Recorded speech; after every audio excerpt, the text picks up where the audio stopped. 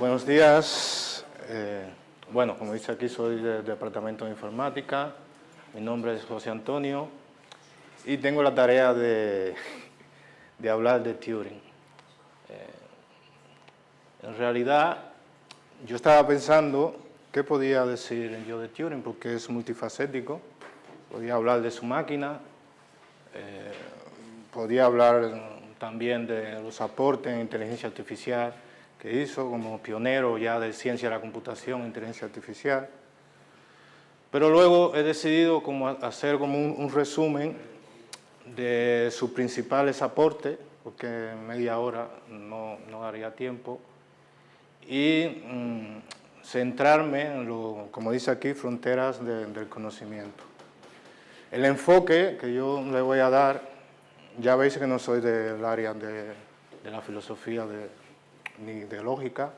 El enfoque que le voy a dar es de ciencia de la computación, que me compete, claro. Y bueno, quizás no sea tan formal como Enrique.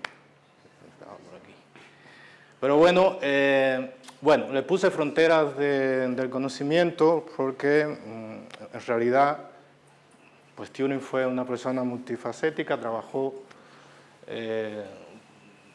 en diferentes áreas y creó diferentes áreas a lo largo de su vida.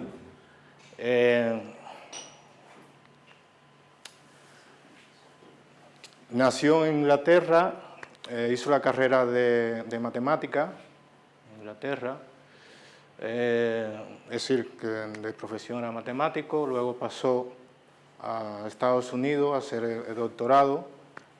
Al terminar, John von Neumann le hizo una oferta de trabajo, pero la rechazó. Von Neumann era uno de los matemáticos más brillantes de entonces y autor de la arquitectura von Neumann, de los ordenadores. Pero la rechazó y regresó. Al regresar, pues fue donde empezó con los cimientos de lo que se conoce, lo que más se conoce de él, que es su máquina de Turing, ¿no?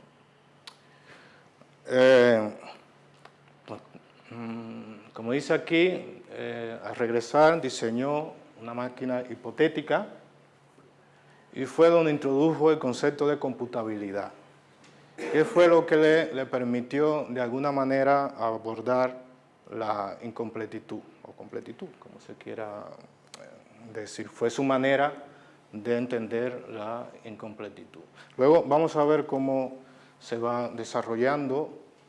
También quería puntualizar que no solo fue una obra de Turing al iniciar la era o la década de ciencia de la computación, porque es el pionero de ciencia de la computación y también se conoce menos, pero lo es, de inteligencia artificial. Fue uno de los que hizo los primeros trabajos. Con la máquina de Turing inicia lo que se conoce hoy como ciencia de la computación en informática. Es decir, todos los dispositivos que tenéis electrónicos que usáis, él ha sido responsable directo de ello. Pero no así, ya había predecesores que estaban anunciando o la ciencia de alguna manera estaba mostrando la necesidad que se creara una nueva área del conocimiento, ¿no? Y esto fue lo que de alguna manera Turing interpretó, ¿no? Logró descifrarlo y la empezó con la máquina de Turing, que luego vamos a verla.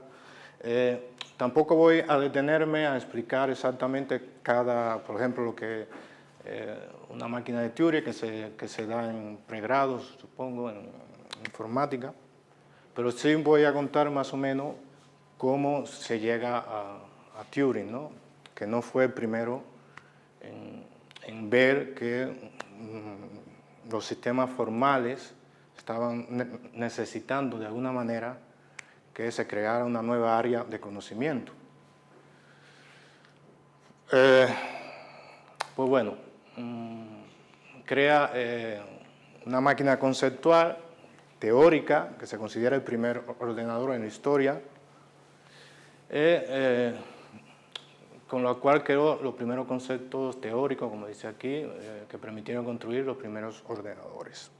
También pues, trabajó como criptógrafo en la Segunda Guerra Mundial, quizás se conozca menos, ya había dicho que es multifacético, trabajó en biología también, donde logró descifrar Enigma, una máquina que utilizaba Alemania para cifrar su mensaje y tener oculto los mensajes. Pues Turing fue reclutado en Inglaterra con otro equipo de colaboradores y construyó una máquina que se puede considerar también el primer ordenador, pero que no era exactamente un ordenador porque la construyó específicamente para romper el criptosistema de la máquina Enigma. El logro que tuvo fue que adelantó el fin de todo el conflicto bélico en 2 años. Por tanto, fue muy importante su contribución a la Segunda Guerra Mundial. Seguidamente, donde estaba reclutado, bueno, de alguna manera donde participó, una vez que termina la guerra o en ese momento, crea el ordenador Colossus, considerado el primer ordenador digital de la historia. Y esto le inspiró, aunque era rudimentario, sí fue el primer ordenador de la historia, ¿no? Porque la máquina de Turing era conceptual, un concepto teórico, pero sí le permitió crear la máquina para descifrar Enigma y luego le permitió crear Colossus. Luego sí creó otro ordenador, como dice aquí, considerado el más rápido de la época. ¿No? También realizó investigaciones pioneras que presentaron la base, como dije anteriormente, de lo que es la inteligencia artificial y biología matemática, ¿no? Seguro se conoce el test de Turing, que es muy conocido, que ya hablaremos más adelante. Con esa introducción empezó lo que creó el área que es inteligencia artificial, ¿no? Entre otras cosas. Algunos detalles como que la capacidad de Turing para encontrar nuevas áreas de investigación, relacionar fenómenos y cuestiones aparentemente dispares era grandísima. Solo se comparaba con la capacidad que ya hablé de John von Neumann, matemático de la época, y ambos dos pues crean lo que es el científico multidisciplinar, ¿no? A partir de ahí, que no solo está enfocado en su área de investigación, en su área de conocimiento, sino que abarca muchas áreas. Como el nombre que le puse a la presentación era un sujeto sin frontera en conocimiento, capaz de abstraer de la biología, la economía, la sociología, la física. De hecho, si pensamos en inteligencia artificial, los informáticos no hemos adueñado de ella, pero no es solo de informática, o sea, entran muchas áreas en lo que es inteligencia artificial. Es un campo bastante complejo.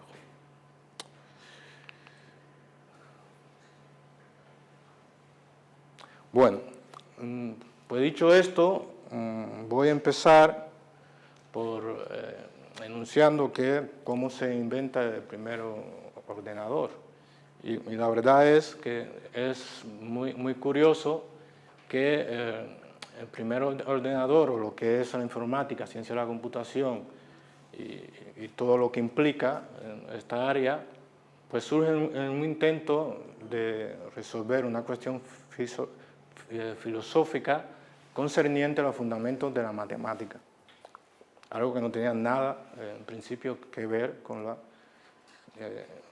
que empezó a surgir años después, ¿no? Es decir, una cuestión que había en la matemática, que la plantea Gilbert,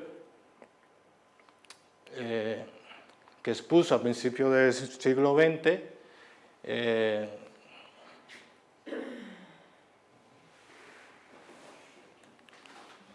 ¿qué ha pasado?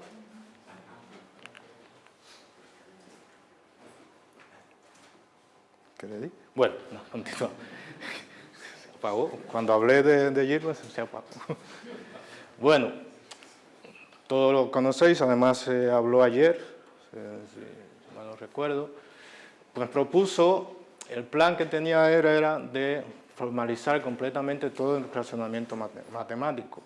Él estaba convencido que se podría formalizar pues todo lo que es el razonamiento matemático y que se debía ser estrictamente formal para evitar ambigüedades, porque en definitiva el lenguaje natural es ambiguo por naturaleza. Entonces él estaba convencido que si se evitaba de alguna manera la ambigüedad a través del formalismo, se podría lograr lo que se dice que la matemática es completa. Claro, como ya sabéis, como se demostró más tarde, el proyecto que tenía él no era posible, evidentemente, ¿no? Nada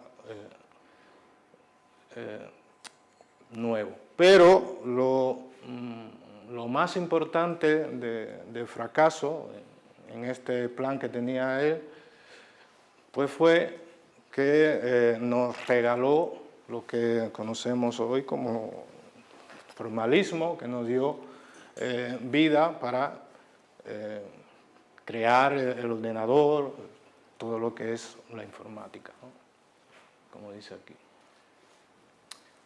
Pues surgimiento de ciencia de la computación, la programación y el cálculo, fue el regalo. Que fue un fracaso, pero fue un fracaso bueno, de cierta manera, porque dio pie a la creación de nuevas áreas del conocimiento. Y muy importante, que de alguna manera lo estaba demandando la ciencia, es lo que quiero especificar.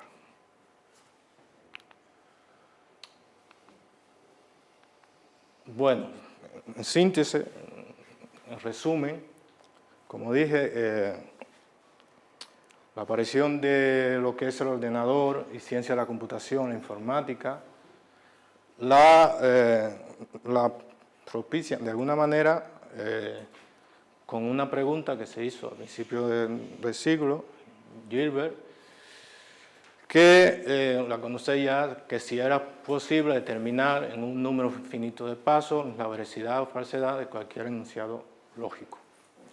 ¿Vale? Como ya se sabe, más tarde Gödel pues demostró que la pregunta era falsa, ningún sistema axiomático coherente es capaz de demostrar o refutar todos los enunciados de la aritmética. Y aquí es donde entra pues Turing. ¿Vale? O sea, esta parte no se conoce mucho, o sea, siempre acabamos en Gödel, pero aquí es donde entra pues Turing, porque es lo que le permite a Turing introducir el concepto de computabilidad con su máquina de Turing, ¿no? Como dice aquí, conduce a Turing a definir la noción de computabilidad, lo cual presupone límites en la capacidad de cálculo y razonamiento matemático. Turing introduce el concepto de computabilidad porque estaba muy preocupado, ya una vez que crea su máquina, la pregunta siguiente que se hizo fue de computabilidad, que luego diré qué significa. Estaba muy preocupado en el tiempo, que podría haber programas que no terminasen nunca. Estaba muy preocupado de eso, que si no se pone límite de tiempo, podríamos caer en bucles infinitos o los problemas actuales de complejidad algorítmica, que sabemos que también están muy relacionado con todo lo que tenemos hoy en día de seguridad informática, de lo que nos guardan nuestros datos y demás, que si alguien intenta descifrar las claves, tardaría 20 años, ¿no? Entonces, en eso es que se basan precisamente los sistemas de seguridad hoy en día. Bueno, para hacer, había hablado de 3 escenarios.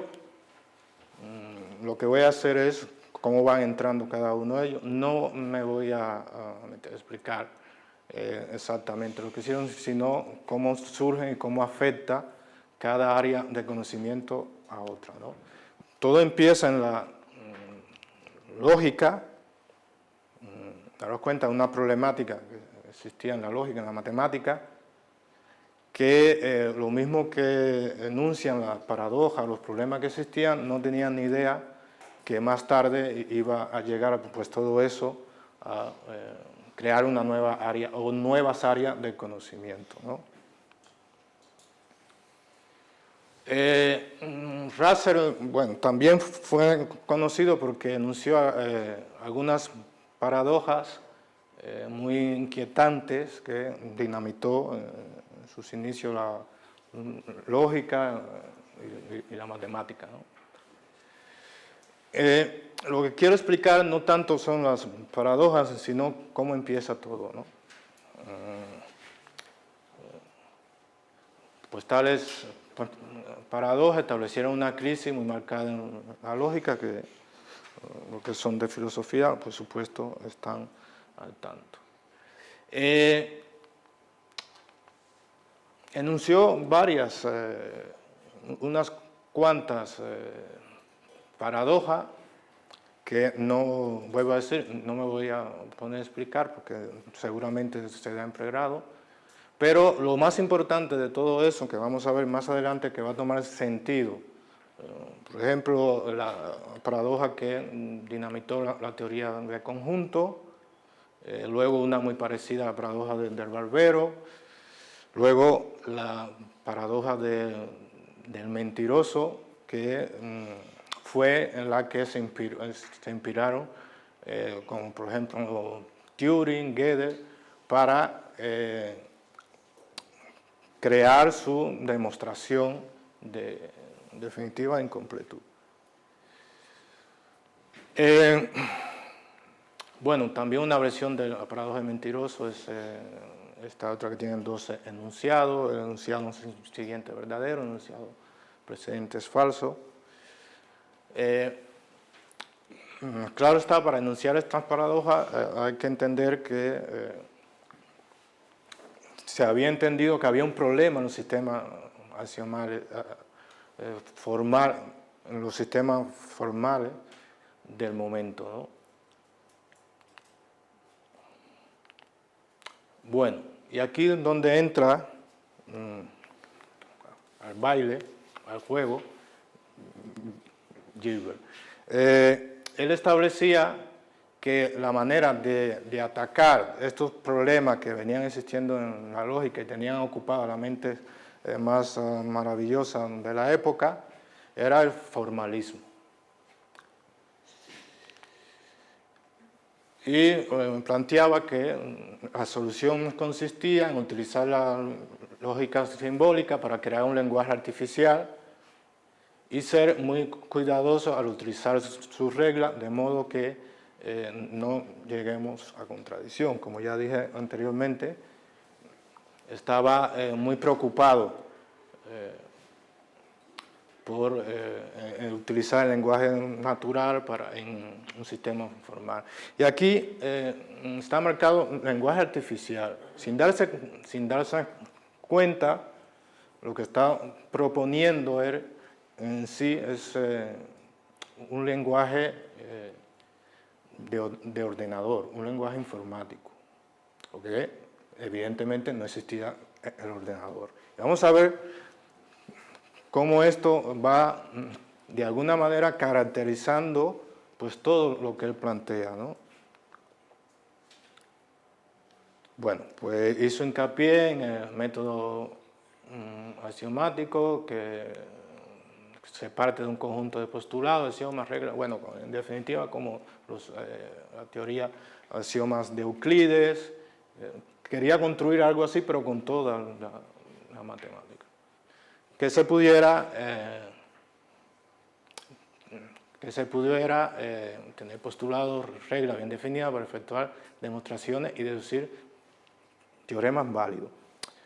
Yo recuerdo que hay un lenguaje que se llama PROLOG, programación lógica, que se utiliza en inteligencia artificial, y realmente lo que están proponiendo aquí es exactamente eso. Este lenguaje lo que hace precisamente es partir de unos hechos, axiomas y reglas, y una vez que construimos el sistema puede demostrar pues, teoremas.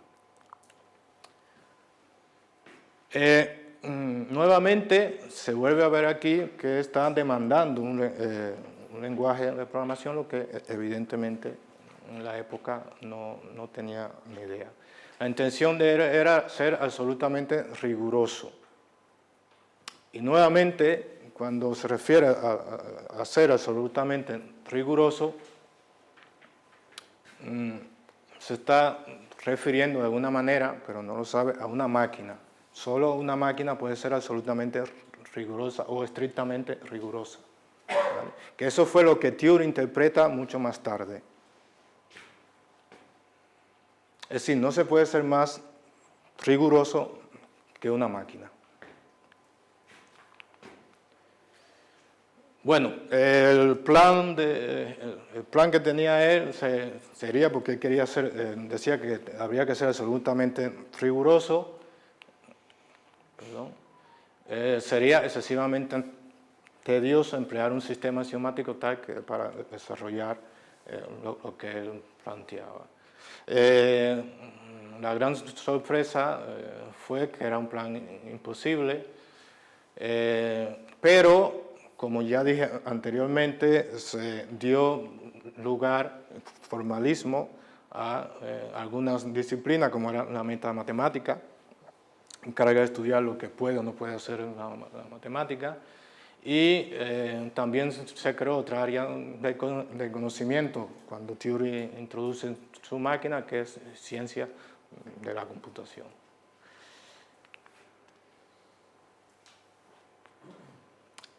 Bueno, Hilbert quería establecer un sistema axiomático completamente formal, quería mecanizar un poco la matemática, no quería exactamente hacer eso, lo que quería era que se pudiera al final hacer la demostración como un poco mecánica, en tal paso sigo tal paso, en tal línea hay un error. Al final lo que está proponiendo es lo que hace un lenguaje de programación hoy en día, ¿no? Claro, y si se pudiera hacer esto, él decía que entonces se podría estudiar la matemática con matemática, ¿no? Podríamos abstraernos, mirar desde afuera, desde arriba, y poder ver cómo se mueven los objetos y hacernos una serie de preguntas de qué es lo que puede resolver la matemática. Pues preguntas como cualquier enunciado sí podría ser verdadero o falso, que era en lo que estaba él interesado, ¿no? Y aquí que el enunciado, si dado un enunciado, podríamos demostrar o bien su veracidad o bien su falsedad. Se considera un sistema axiomático formal que es completo intuitivamente, si bien podemos determinar si un enunciado es verdadero o falso, ¿no? Ok. Ya pongo el turbo. Vale. Esto me lo voy a saltar, pero bueno, porque esto sí se conoce, que Gödel descubrió que el plan que tenía Hilbert no era posible de ninguna manera, ni siquiera en su inicio, ¿no? Cualquier sistema formal que trate de contener toda la verdad respecto de las operaciones elementales será incompleto. Vale. Solo puntualizar que en la demostración que dan aquí Gödel, había elementos de un lenguaje de programación que se conoce como Lisp, que es también, precisamente como Prolog, es un lenguaje que utiliza mucho en inteligencia artificial, aparecen como unas funciones recursivas sobre listas, ¿no? Y es precisamente lo que hace Lisp. Otra retrospectiva a la necesidad de que se introdujera ya una nueva área de conocimiento como era ciencia de la computación, o lo que hoy se conoce como la informática. Bueno, la manera de Turing a abordar la incompletud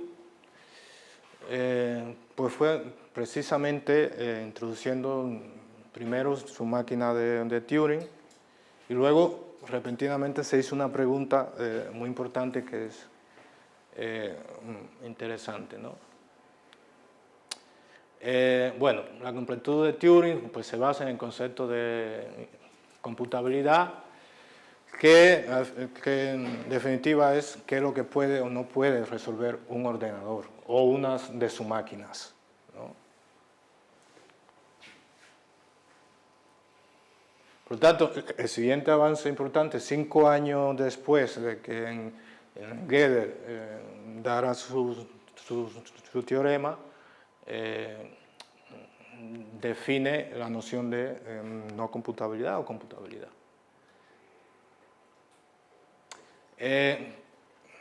¿Por qué la introduce? Porque si volvemos otra vez a Gilbert, él decía que debería de existir un procedimiento mecánico que decidiese si una demostración se ajustaba a la regla o no.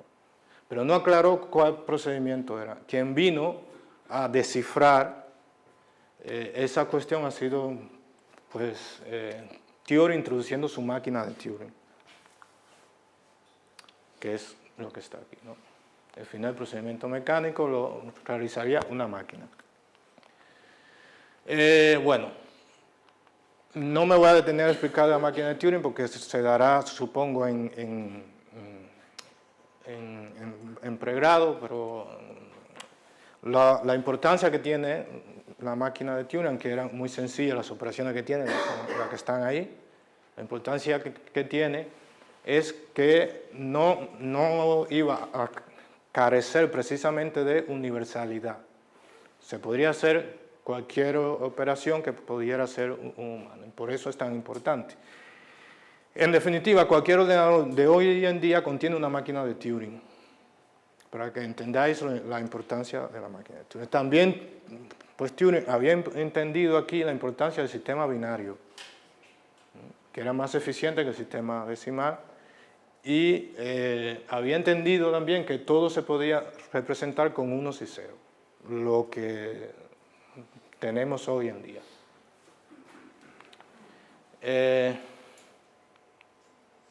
Pues bueno, deja ver qué digo para Turing. Pues Turing demostró que su máquina, con tales operaciones,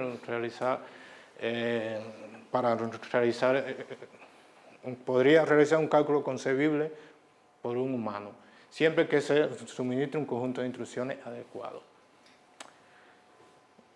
También en su artículo, que da en 1936, se tiene un lenguaje de programación, más bien un lenguaje de máquina, que era 1 y 0, que sería impracticable construirla, aunque en la actualidad hay concursos para construir una máquina de Turing y todo eso. Como dije anteriormente, aunque era sencilla, su lenguaje bastante primitivo, pues precisamente no carecía de universalidad. Oh, otra vez, ¿por qué se va? Bueno, la siguiente pregunta que se hizo pues, Turing cuando creó pues, su máquina es ¿qué le sería imposible hacer a esta máquina? O por otra parte, ¿qué es lo que la máquina de Turing, qué problema no podría resolver? Inmediatamente encontró un problema que se llama como el problema de la parada de Turing, que plantea que tendría que decidir de antemano si un programa de ordenador o máquina de Turing dará la solución deseada y por tanto se detendrá. En otras palabras, si un programa se detendrá o no.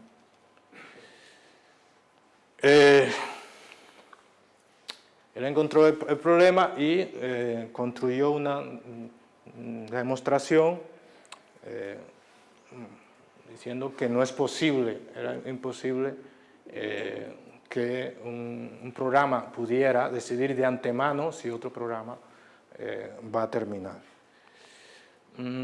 ¿Cómo lo hizo? Pero bueno, supongamos que existe un verificador que lo puede hacer, le damos un programa con la entrada que tiene el programa y el verificador de Turing o la caja negra, por decirlo así, diría si el programa termina o no. Construyamos una versión de este primer verificador en el cual el programa que se le da como entrada, si termina, le hacemos un bucle y con eso tendríamos una segunda versión de la máquina. Lo que está intentando construir aquí pues Turing, al igual que su predecesor, es una paradoja, como la paradoja de mentiroso. Está intentando construir la paradoja, ¿no? En este caso, lo que está, si esta versión de este programa se llama programa verificador 2, lo que está intentando es construir una sentencia como esta, ¿no? O sea, este programa termina si, solo si este programa no termina, ¿no? La gran hazaña en esto, en llegar a la contradicción, fue que ahora le suministramos una instancia del programa, del mismo programa que hemos construido, ¿vale? En principio no hay ningún problema, pero cuando lo analizamos, pues obtenemos que si el programa que le hemos dado pues termina, el programa verificador no termina. Y lo contrario, si el programa que se va a verificar no termina, el programa verificador termina. Al final lo que obtenemos es algo como esto, ¿no? Que el programa termina si no termina. Y con esto, pues Turing plantea que sería imposible construir un verificador universal. Ok, pues ya termino entonces, ya, nada. Voy a...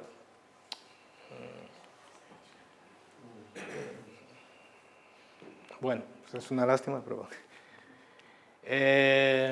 otro proyecto que trabajó pues Turing fue en la Segunda Guerra Mundial, como le dije, en descifrar la máquina Enigma. Para ello diseñó otra máquina, que es esta, que está aquí, Bomb, que lograron, como dije anteriormente, adelantar el fin de la guerra en 2 años.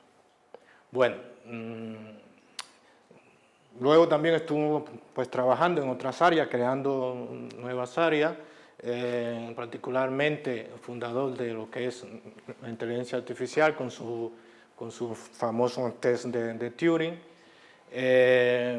También introdujo las redes neuronales artificiales como precursor del conexionismo. Y bueno, reconocimientos, esos son los reconocimientos que se le hicieron. Por decir alguno, se creó un premio, se llama el premio de Turing por la ACM, que es el galardón equivalente al premio Nobel para la informática, ¿no? También el año 2012 fue el año del centenario de Turing y se declaró como el año de Turing. Se hicieron una serie de congresos, homenajes, reuniones y demás en todo el mundo. Y también se creó un sello, una medalla que tiene en su imagen la máquina que descifró a Enigma. También se publicó en el mismo año una revista que se llama La Ciencia después de Turing. Yo tuve la suerte de pillarla. Y parte de lo que está aquí está inspirado en esa revista. Y bueno, y con esto pues tengo que terminar por tiempo, lo siento.